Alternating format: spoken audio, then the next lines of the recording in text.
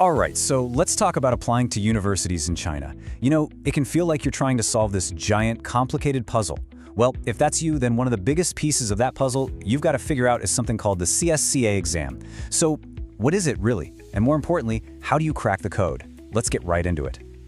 So you're thinking about applying to a university in China, right? You've probably got language tests like the HSK or maybe IELTS on your radar. But what about showing them you're actually ready for the academic side of things? You know, for your major? That's exactly where the CSCA exam comes in. It's built to answer that one specific question. Okay, so here's our game plan. We're going to take a quick tour of the whole CSCA thing. We'll cover what it is, break down the exam itself, figure out the scores, talk strategy, and then, point you toward success. Pretty straightforward. All right, let's kick things off with Section 1, CSCA, your academic key. We're going to get down to the basics here, and I really want you to shift your thinking. Don't see this exam as just another hurdle. Think of it as the actual key that's going to unlock the door to your dream program in China.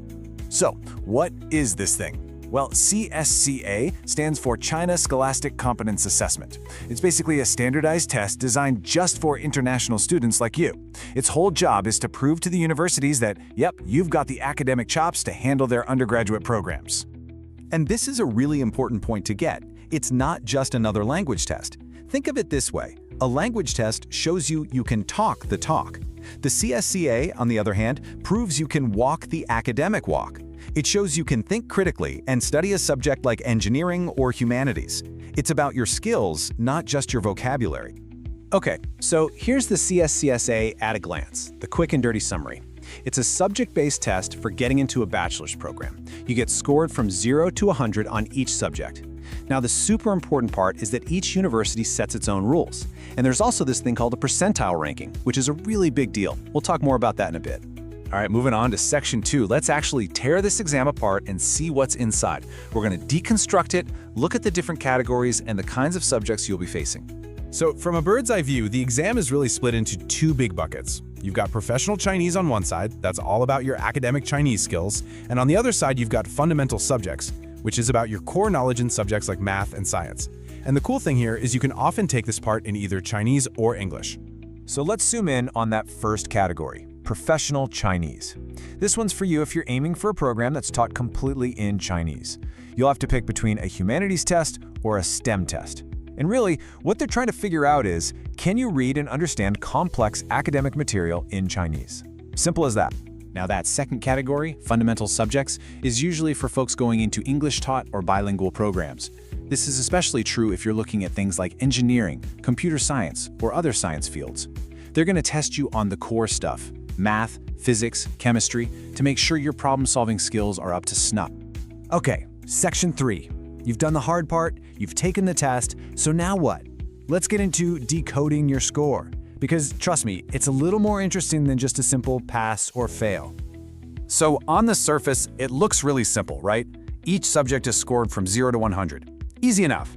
But that number by itself, it honestly doesn't tell you the whole story. And of course, this leads to the number one question everyone asks. So what's a good score? Is there like a magic number I need to get to pass this thing? And the short answer is nope, there is no single universal passing score. And this is probably the most important thing to understand. The university is in the driver's seat. Each school, and sometimes even each individual program, gets to decide what score they want, which subjects you need, and how much each score matters. But wait, there's more. There's another layer here. Your score isn't just a number in a vacuum. The universities also get to see how you stacked up against every other person who took that test all around the globe.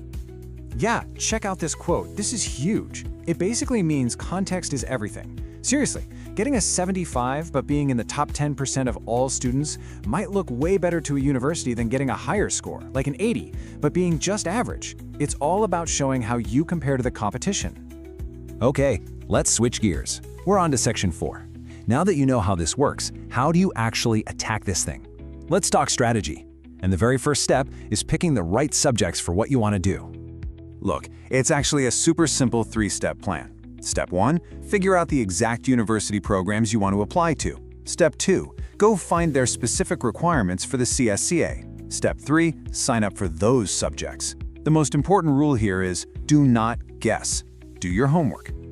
Just to give you a feel for it, here are some really common combos. If you want to be an engineer, you're pretty much guaranteed to need math and physics. For science or pre-med stuff, it's often chemistry and physics. And for any of those programs taught in Chinese, it's easy.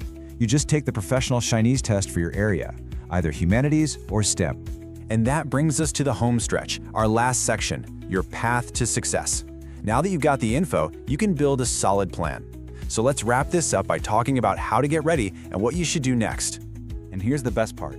You are not on your own with this. There are resources out there like the CSCA Prep Academy that can help. I'm talking subject guides, mock tests that feel just like the real thing, and even analysis of your performance so you know exactly what you need to work on. And hey, if you're still kind of scratching your head, wondering which subjects to pick, or even if a program is the right fit for you, there are people who can help.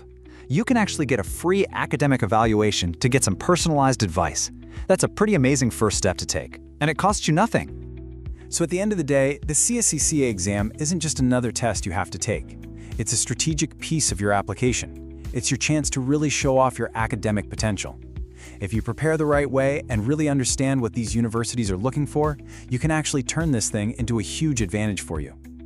All the info you need is right there on the screen. So, the only question left is, are you ready to start planning your future?